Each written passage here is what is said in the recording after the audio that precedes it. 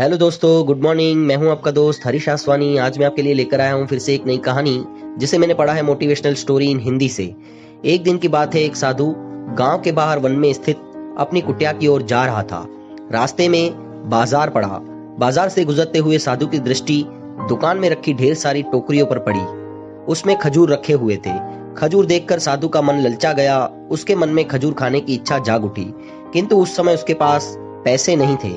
उसने अपनी इच्छा पर नियंत्रण रखा और कुटिया की ओर चला गया। कुटिया पहुंचने के बाद भी खजूर का विचार साधु के मन से नहीं निकल पाया।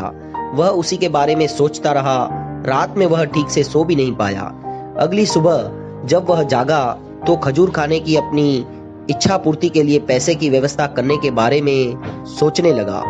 सूखी लकड़ियां बेचकर खजूर खरीदने लायक पैसों की व्यवस्था हो सकती है, यह सोचकर वह जंगल में गया और सूखी लकड़ियां बीनने लगा। काफी लकड़ियां एकत्रित कर लेने के बाद उसने उसका गट्ठर बनाया और उसे अपने कंधे पर लाद कर बाजार की ओर चल पड़ा।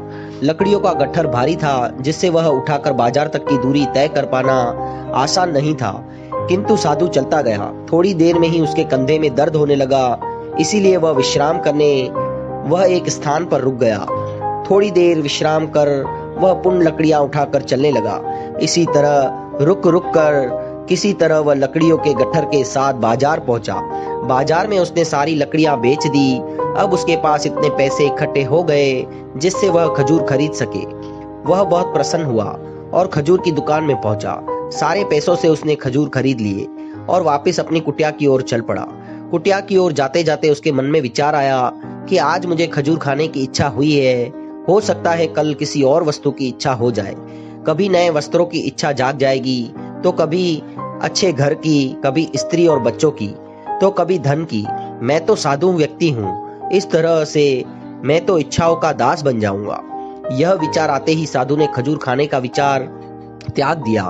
उस समय उसके पास से एक गरीब व्यक्ति गुजर रहा था।